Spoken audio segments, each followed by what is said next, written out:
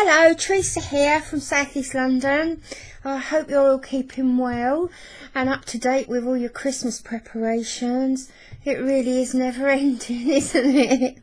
Now, this is going to be a very short, sharp, quick project for anybody who's at a loss over Christmas. Maybe you're on your own, maybe you just need something to do while you watch the TV. For whatever reason, I thought it would be nice to have a little project on the go. My daughter and I always like to have a sewing project or an art project on the go over Christmas, especially Boxing Day. Something very relaxing and crafty arty about Boxing Day. So anyway, here it is. The picture is quite a lot smaller than you're seeing it on your screen. I've enlarged it quite a lot. It's a picture of my local park, and I took this photograph I think it was last January, on one of those times that we had, I think it was half an hour exercise allowed a day due to COVID. And this was the scene, and it was quite breathtaking. I live sort of over this way, quite a bit, well, not a bit over here. I can see this from where I live more or less. But if I stand on 3 chairs and stretch my neck. But this is the beautiful scene that was over there. Now, unfortunately, the colours, as I've enlarged, haven't come out too well. The colours are basically those that you're looking at, but the sky is just a little bit grayer. That's more grey, and it's the same colour as the lake, funnily enough. They're both bluey grey. These are a little bit more brown, and this is a little bit more black. For some reason it's come out with a reddy tint to it, but it doesn't matter, not at all, because I was actually playing with the idea of doing it a totally different colour, maybe making it into a spring or summer scene. But no, I really like this, so I'm going to try not replicate it. I'm using this as inspiration, and I think I will keep the colours as much as I possibly can and introduce just a third colour, or maybe a first colour, because these are actually neutrals, aren't they? So I'll introduce a little bit of colour as it goes on. If you can see there, I can't remember what this is. I mean, that is like the boathouse, and someone sits in there and you pay him to take a boat out on this lake. But the yellow, I've never noticed anything yellow there before, so I'm not too sure what that is. But if you can see in the whole of this sort of black and white scene, your eye focuses on the yellow, because that tiny patch has broken up all the black and the white. So it does need just the introduction of another colour or two, but we will start with the addition of one colour, and then, as you know, it all takes its own way. So as I said, this is the inspiration. Now, as artists, craftspeople, with our own designs of our own making, we're not replicating this, we're not going to copy it, we're just going to be guided by it and use it. So we are at will to exaggerate the areas we like. Now, I like this area because it's a nice rough texture, and it contrasts lovely against these rather satin-like, smooth looking trees. So I might exaggerate these two areas here and here, and I might eliminate other areas. So the two key words there are exaggerate and eliminate. Now I might eliminate this, and I might actually eliminate that. I don't know whether I want the buildings in there at all. So those are the possibles for elimination, but we will see. We'll see how it all pans out. Now, this idea was done on a face-to-face workshop. I mean, I've done this for years and years, but I did it recently as well on one of the face-to-face workshops that Tess and I do. And the students produce a wonderful, wonderful work, and these are novice artists. These are of a certain age group. Not that that is any difference at all. It's not significant really, but they were some of them were very anxious about doing this. First time ever they had done anything, and the work they produced was staggering, absolutely staggering. But one tip I did give them, and I'm just passing this over, how I sometimes teach applique and landscapes, is to turn your work around. Now, for some reason, this takes the anxiety out of designing. If you can see your landscape or your seascape, just going to make this a little bit smaller, but if you can see your landscape or your seascape in stripes, then you lose the anxiety of, oh, but these are trees and that is snow and that's a lake and, oh, how am I going to do this? Forget all that. Now, if you look at it, you're looking at bands. You're looking at stripes and strips. And you see here we have one strip, another strip there, a strip there, strips here and there. So, first thing to do is to collect your fabric, and collect it like you're going to work in strips or in bands. Now, I have actually collected some here, and I have no idea what I'm going to use at the moment, so this is just for demonstration purposes, and I have a whole lot. Well, I don't think I need to put it all out, but just to demonstrate the strips for the applique which will go on the calico here, which needs to be ironed. Now, when I'm talking about strips, I'm talking literally about, maybe you want to match the colour here, maybe you don't. So we could have the sky that colour, and then we could have, say, the lake. It isn't blue, but I might want to do it blue. We could have the lake this colour, and then you could have another strip here, maybe this colour. So already your composition is taking place. Now you want that white because that is snow. Now this, as I said, this is just to show you how to work your strips. And then we have this area here, trees, and I haven't got anything tree-like, so I'm going to have to just grab something like this. So now you're laying the foundation for your work. Now obviously I'm not going to use these because I've spent no time at all thinking about them, but then as you place these down, then you can turn it around after you've tacked them, and then you're beginning to get your landscape. You're beginning to now look at your sky, the trees, the snow, the lake, and the texture. And that will be ready for your sewing, your slow stitch, your applique, more applique maybe, or just your surface stitchery. So I'm going to finish here. I'm now going off to spend some time actually working out what fabrics I will do this in.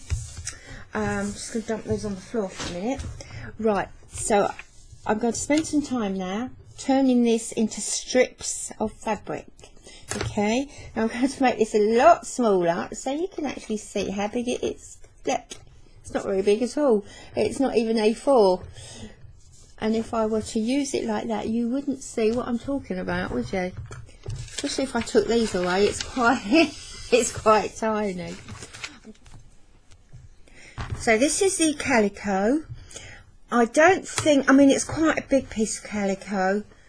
I'm not sure how big that is. I won't give you any measurements because you'll want to do it to suit what you have and how big you want your piece to be. So I don't imagine that I'm going to fill all this up. Well, I hope not, because it'll take a long time. But anyway, this is the calico, the background. Now, I was quite happy to actually just use this as the background and put the strips on top of this. But when I did that, this is such a strong colour. It's so strong that it was draining some of my strips from their colour.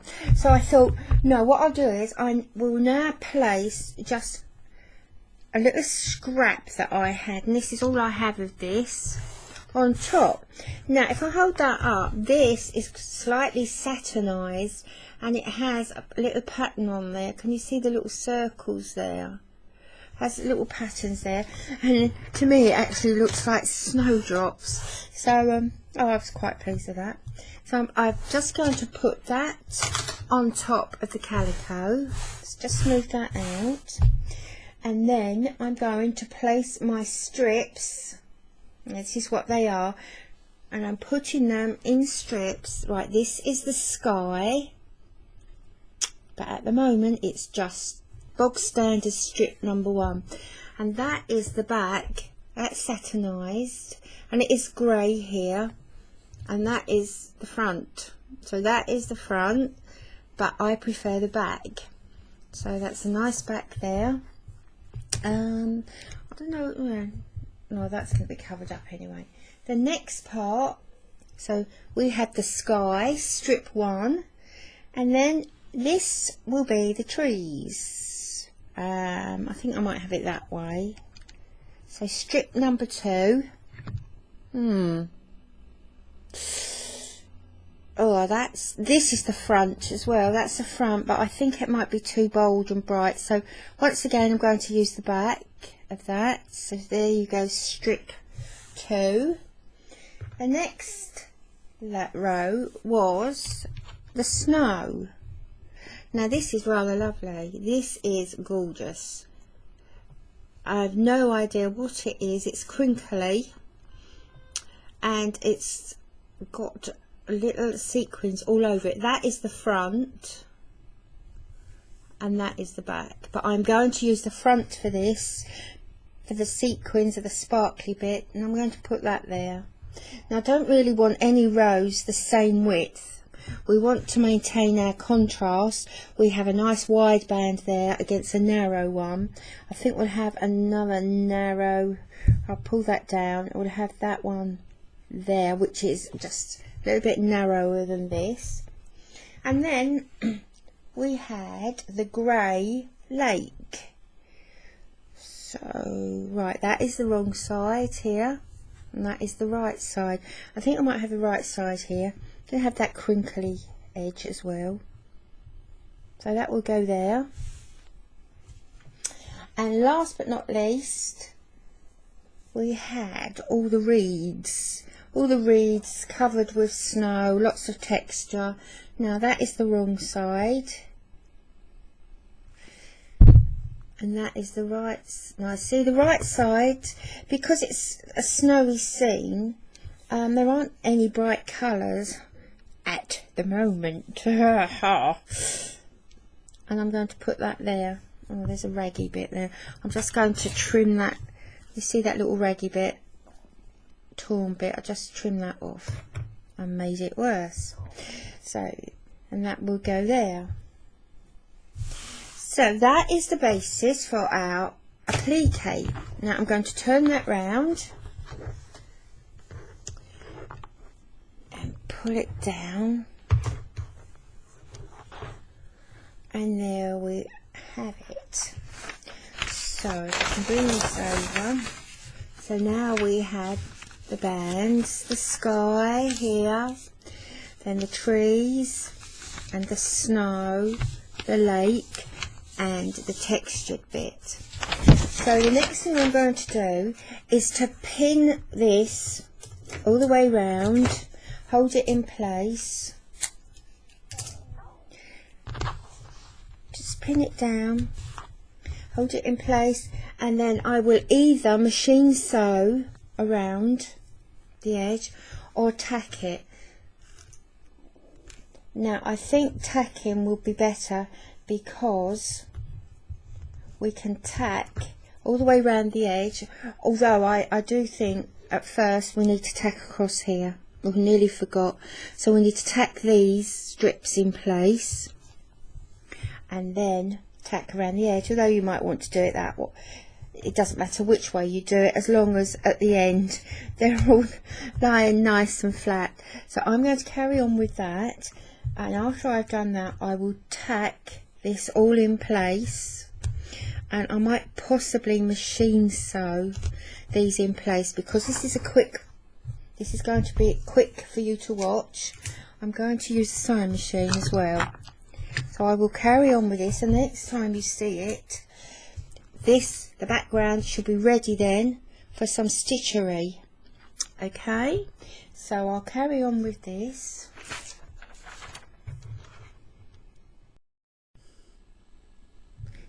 The strips are now sewn into place, and what I have done as well, I've trimmed all the way around the edges, just so it makes it a little bit tidier and easier to work with.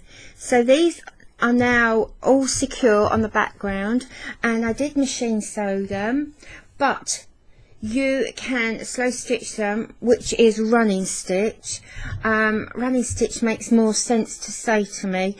Running stitch, you can do all the way around, the running stitch down here and here, and it doesn't have to be running stitch, it can be any stitch that you choose. You could even make one up. The main thing is you get your background secure to the calico, just like I have here. Okay, now I'm going to turn it up the right way. Now this is the right way, and there's the inspiration, just for a little bit of a recap. That's the inspiration. So this is now ready to sew, and as you can see, I've deliberately not kept these bands straight, just to add a little bit of interest. While I was sewing it, I pulled them over to make sure that we had, you see the nice shape here, that isn't straight there, that isn't straight there, and these aren't straight here. So we have the contrast against the straight lines here against the wavy ones here. So don't forget, we're all about the principles of design and the contrast in rough against smooth, in wavy against straight. Okay, by the time we finish there'll probably be a lot more contrast, but the stitches I've chosen to use are herringbone. Let's see if we can find it back to our book, which is now getting tatty because it's been handled quite a lot this past year. Right, so we have herringbone, and this is the effect that I would like on the bit down here. Rough, a little bit scruffy, thick threads against thin threads. So we're going to do herringbone. My favourite, feather stitch. Some feather stitch going on, and I think at the moment I can imagine the feather stitch here, because those are suggesting feather stitch, very feathery. Okay, so feather stitch, and I think there was one more that, there we are, chain stitch. And I think I might use chain stitch, maybe, but not sure. A little bit of chain stitch, where was I? Oh, perhaps these areas here, the trunks, but I'm not totally sure about the chain stitch. Definitely the slow stitch, the running stitch, definitely herringbone and feather, but chain, I've written it down to remind me, but I'm not too sure about the chain. So the first stitch is herringbone stitch, and it's a nice up and down stitch like this. I'm just going to recap this for you now. Now you want a nice needle, your thread needs to be knotted. Now as always, this is very big, it's exaggerated, so you can see it on the camera, on the screen. So we're going to come through like so, pick up a little bit here, it's very much like a cross stitch, and then we're going to come out at the side here, whoops, and cross the leg there and down. So you've crossed the top, and then we're going to do the same here, out at the side here, over, in line with that. Now I say in line with that, but because we are textile artists, we don't have to do these exact. We can play around, so we produce texture. We are about producing texture. So that is Herringbone Stitch, and it's a beautiful, beautiful So the next stitch we're going to do is the lovely, lovely feather stitch. And as you can see on this example here from our stitches book, it's very wispy, very wavy, and I think it's just going to look nice on our trees, on the snow scene. And if I turn this book this way, these aren't trees, that's actually seaweed, but you can see that effect there. It's very much like the effect here, and so I do think that that's the right choice of stitch for the trees. But anyway, we carry on, and I'll just quickly show you how to do this, and I think you probably all know, all the regulars know how to do this. So knot in the back of your thread, in from the back of the fabric and over. Okay, now as textile artists we will actually experiment with our stitches and make some long, some short, but this is the correct way to do the feather stitch, and it's just repetition of one sequence, but it has maximum effect. Now you could actually make another one down here. I'll take it all the way down there, but I'm not going to do that because this is going to be quite a short video, as I keep saying. So the next stitch is over this side, and you just do exactly the same here as you did that side. You could take it further over if you want to. I decided to start this side with the herringbone stitch. It makes more sense to me to work from the bottom up than from the top down. This looks like a stain, but it isn't. It's part of a design. I took this piece off. The other side was the start of a flower, and if you can see here as well, that shadow there is part of a flower. But I'm looking at that thinking, oh, that doesn't look very nice on the screen. It's like some sort of stain, but there you go. So I'm going to start here with herringbone, and at the moment I am on the side. So I've got 3 strands of embroidery thread, a nice long needle. I do like nice long needles. There that is. So we're going to cross over this way, right past, and I will be making these different sizes, different lengths, to make some texture, so they're not all going to be uniform. Now I've decided already I'm going to make this one longer. So I will start with the black, but I've also got white, brown and grey at my side. Now you might be wondering why I didn't start this at the end.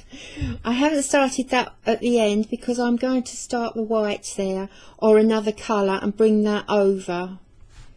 Because if I don't do that, I'll be in danger of ending up with bands of stitches, and I really don't like the band idea. So I will carry on with this, and we'll see what happens. As we all know, it will take its own way. And already, because I can actually hear a van outside, I think it's my delivery, but I will carry on, and we'll see what happens. Let's just recap on that. The texture here, I'll hold that up. Yeah, look, scruffy, all going in different directions. Oh, I hope I've made the right choice here. we will see. It seems to have reached the scruffy stage already, but anyway, I'm going to carry on and we'll see. Okay, that's all the black that I'm going to put in, and it's just to show the areas of light and dark. You see the areas of light here and underneath the dark. So that is just about it for now. There, I'm going to start on the brown now. So this is going to be layered from the black to areas of brown and finally to the white that'll be on the top. So I'm going to do exactly the same stitch. I don't know whether I might change it as I go along, I'm not too sure, but in between these I will now do same stitch only in brown. I carried on and I've put down the brown and then the white over the top. I'll just make this a little bit bigger and move it up. So that now is finished. The foundation bit of this is finished. So we have the areas of dark, areas of light, and some of the natural colour of the reeds showing through.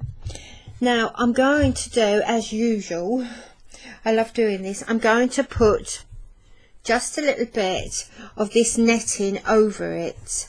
Now this is very fine, so I'll probably use it double, and then I will start sewing on top to give the intertwining rough textured look on the top. Now I'll probably bring some of these stitches forward, but I'll also use the feather stitch as well because I really like that. Now before I do that, I've been looking at this again and it's going to look very, very pale up against these areas. So I think I need to give this a little bit of depth, and I'm going to do this with a little bit of net once again, and this is all I've got with just a tiny piece over. Now which way round does it go? That looks right, doesn't it? So I'm going to have to piece this together some way so I get a nice strip along there. That looks as if that's going to go in there, but this I might have, well, I'm going to have to piece this together so it goes along here. And then once I've done that, that is going to make the lake sparkle like it is with the ice on the top. But once I've done that, I'm going to cover them both with the net, okay, and work these together, because in the picture the reeds extend up over the lake. So I'm going to carry on and do that. I have to piece that together, then I will cover it in this, and I will start sewing in the feather stitch and extend it over. But I also fancy doing some rows of slow stitch as well, some rows of running stitch along this band here. Just before I start the stitching, I'm just going to show you that I have put the net down, and I'm now going to tack it all the way around to hold it in place for when I start sewing, start the stitchery, all that. So I'm going to go all the way down here, all the way along the joins and up round there as well, and round the edge, just to hold that nice and secure. And then once that has been done, I will start the sewing. Now this is just tacking or basting, I know some of you call it, is just like big running stitches. You could call it lazy slow stitch if you like, although that's what I've just called it, so it's not right. And there we go, almost finished. I think I'm about to run out of thread right at the end. Oh, let's see if I can do another 2 stitches. And as you can see, this middle bit, I'm actually going from one side to the other, from this side of the fabric to that side, with just a slanted stitch, and that's done. So I take the pins out. Lovely, and it's now ready to work on. I started off with a slow stitch here. Now I used just one wavy line to give it the idea of movement and water. So I followed that one line all the way round. The edges have been slow stitched just as straight lines, just to keep them in place here. Now at some point the edges will be disguised with stitching reeds along here. I'm not so sure about that edge though, but anyway, there was no need to give you a demonstration of slow stitch because everybody knows how to do just a simple running stitch. So that is that bit done. Now the next part I'm going to do is this. Now I've covered both areas with the net. Look, that you can see there, that is net, which hasn't actually been clipped down yet. So I'm going to start this part, and I'd like to keep it looking a bit like, well, a lot like that, because as you know, I just love that scruffy overlapping effect there. If you can see that, I'm not going to make that any bigger.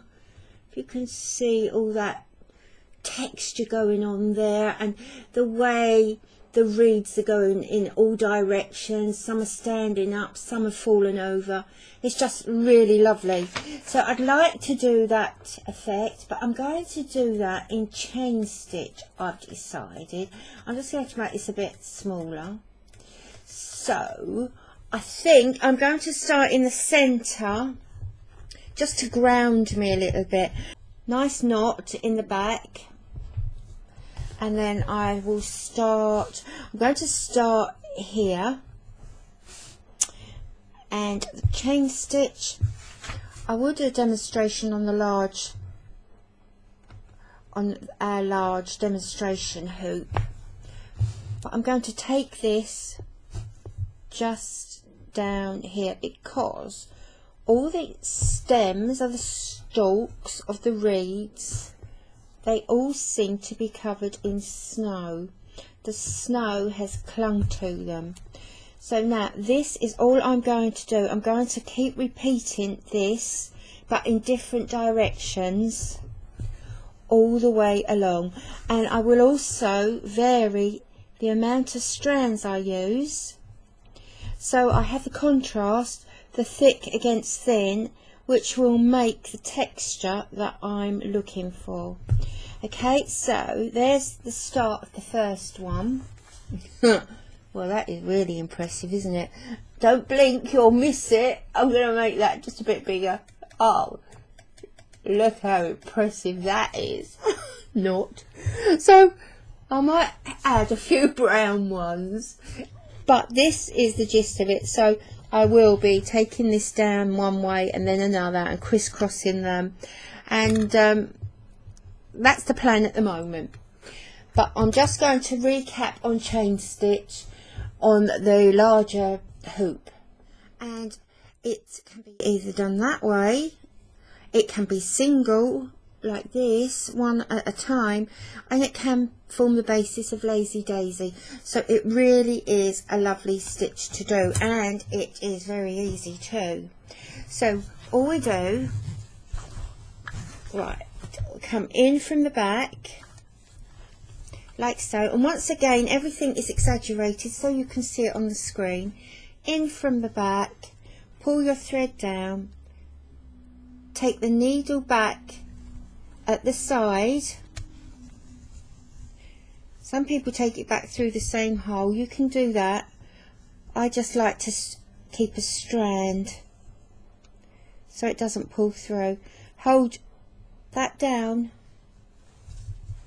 and then pull, and there is your first chain. And all you're going to do is repeat that in same place, hold it down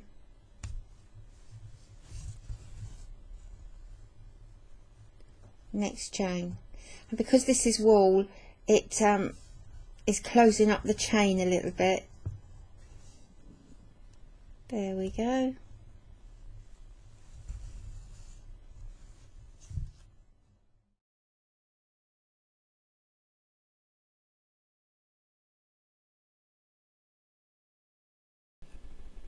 So here's the finished piece, and the photograph here, this is what I was trying to not replicate, but which I was inspired by. And I think I've got the texture just so there, and I've placed the reeds in different directions. I just make this a bit bigger, and as you can see there is a texture there, and the stitches here are shining through or showing through. You can see the different colours and the areas there of dark. I've also lined some of the stems there, or the reeds, with a slow stitch. If you look closely, you can see the brown slow stitch, as you know, but I've also outlined parts of it, highlighted them in a gold thread. If you can see there, it just catches the light slightly. It doesn't show too well on the screen, but in real life in front of me it does. So the next thing to do is the snow. Now I'm not too sure at the moment how I'm going to work this.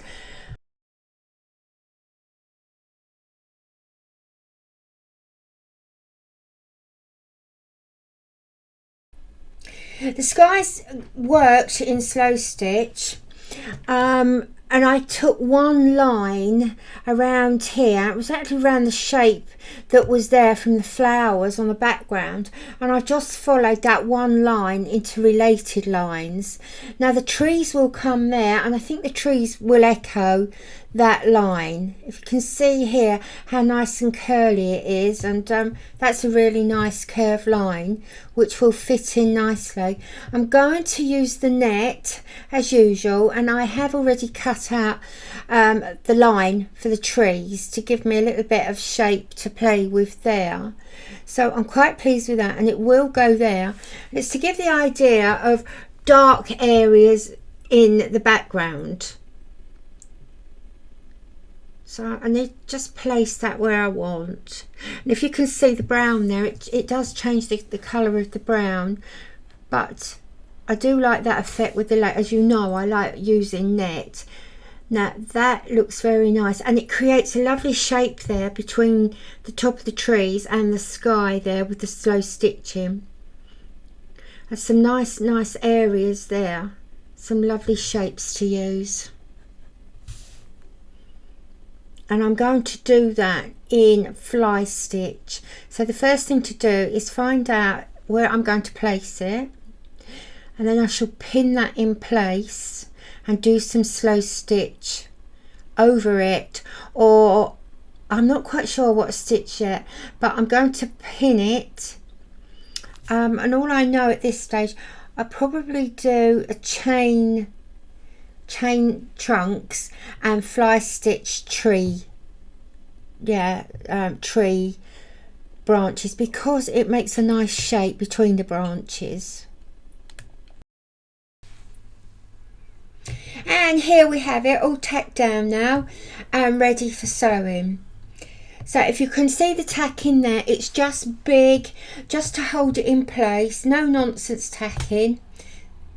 Same there with the tree. And I just clipped, as always, just clip the pieces. So please don't worry about your tacking, because that does come out. So I'm going to start in the middle with the trunk there. And that's a nice thick trunk. I'll just make this bigger, and you can see how thick and dark it is. So I'm going to do all the trunks the same way. So I've decided to start at the end. I've got 3 strands of thread in my needle, and I'm going to start at the edge at the top of the tree and in the middle, and I'm going to do a chain stitch all the way down to the bottom. So first stitch, right, so trunk. I'm going to do all the other trees in the same way, and then I'm going to start the fly stitch, or sorry, the feather stitch for the branches. And that's just a little recap to show you how I'm hoping that the branches will look.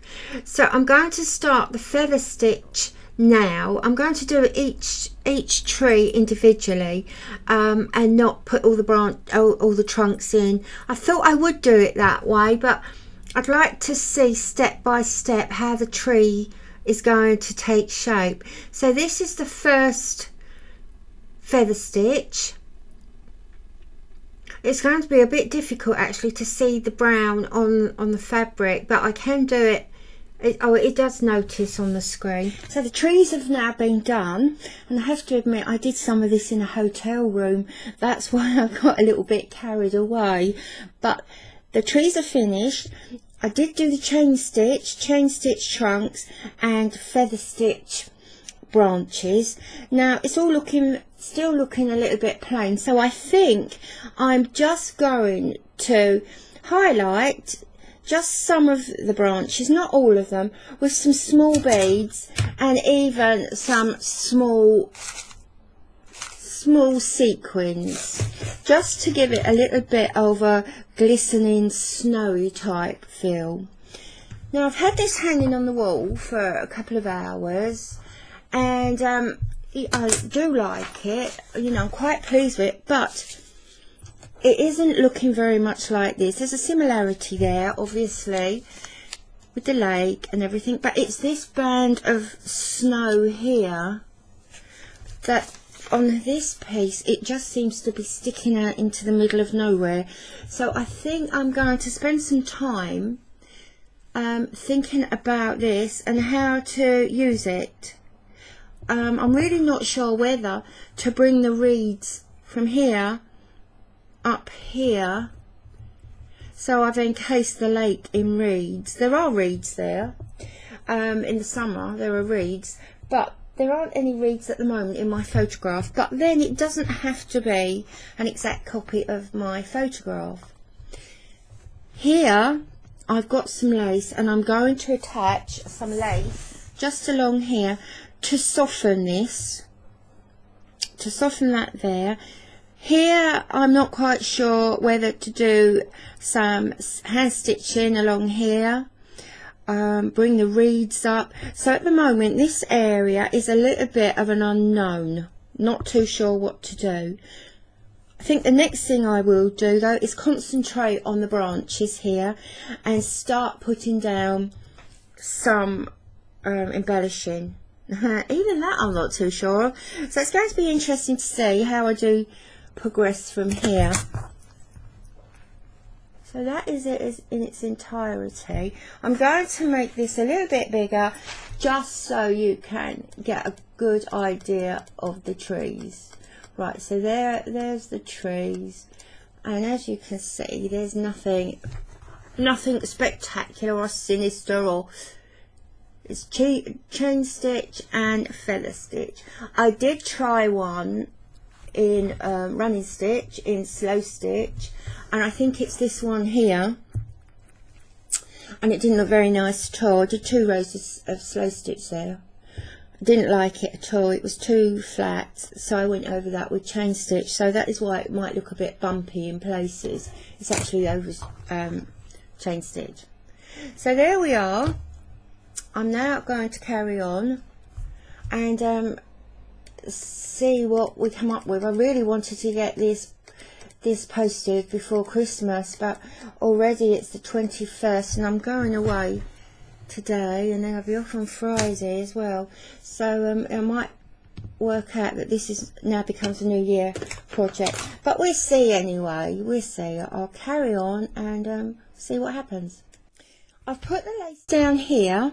Now I've only pinned it slightly, and unfortunately it isn't long enough to go from one side to the other, but it's still quite a nice effect. And I've actually popped it over, as you can see here, over some netting, some tulle netting. So I'm laying that down. Now I like that look. That is beginning to have the snowy feel to it. So I thought I'm going to try covering up this part with some more. Now here we go. And I know it seems like I'm net mad, which I actually am, because it gives the work such depth. And that is the effect with just a little bit of net over the top. It's taking away the darkness, and it's now turning into a greyness, which is now suggesting maybe snow, the misty effect from the photograph. Now I'm actually wondering what it will look like. Goodness, I get through a lot of this with 2 rows, 2 layers. Oh, that's lifted up the bottom one.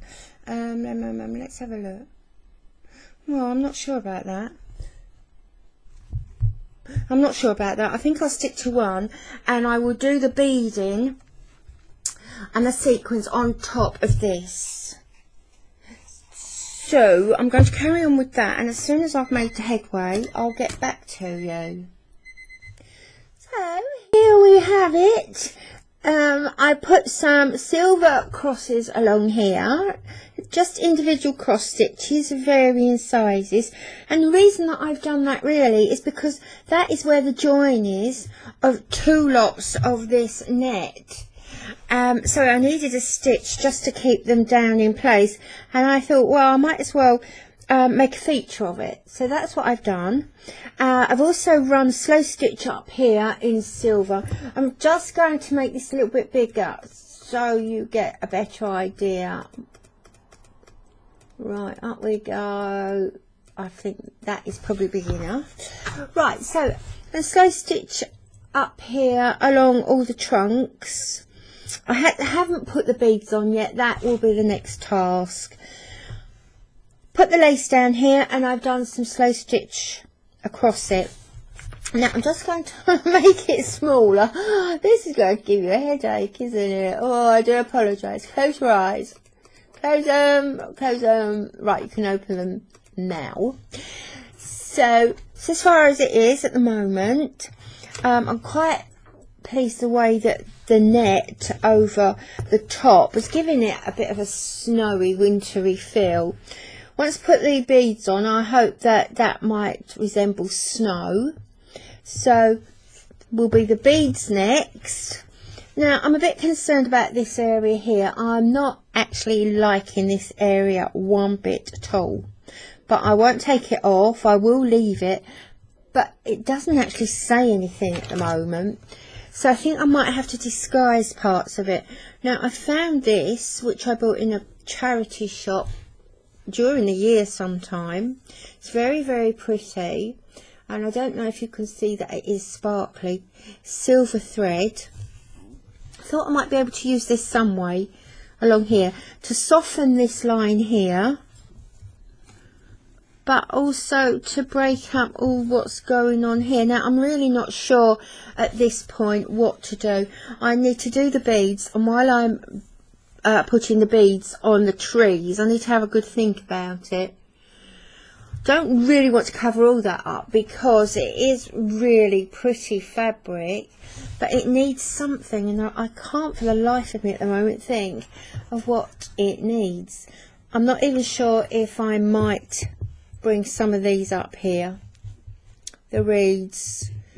I think that might be the best option at the moment. But having said that, I've also found this, and this is very pretty.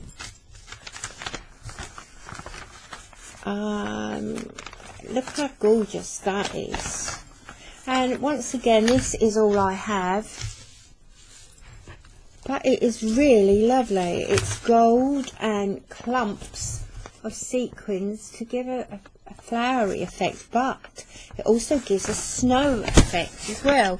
So I was thinking perhaps I could just cut a little piece of this out, and maybe just place it along here or over here, and that might solve part of the problem along here. So there's a lot of maybes, mights, and could do at the moment, But for the moment, I will start putting the beads on here, and I will stop occasionally just to have a look and see if I need to use this here. And I think I do actually, because the gold thread here actually looks like some of the threads here, so it will blend in nicely.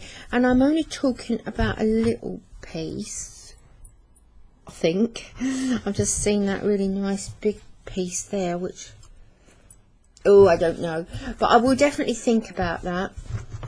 And so I think that is all that I've done at the moment.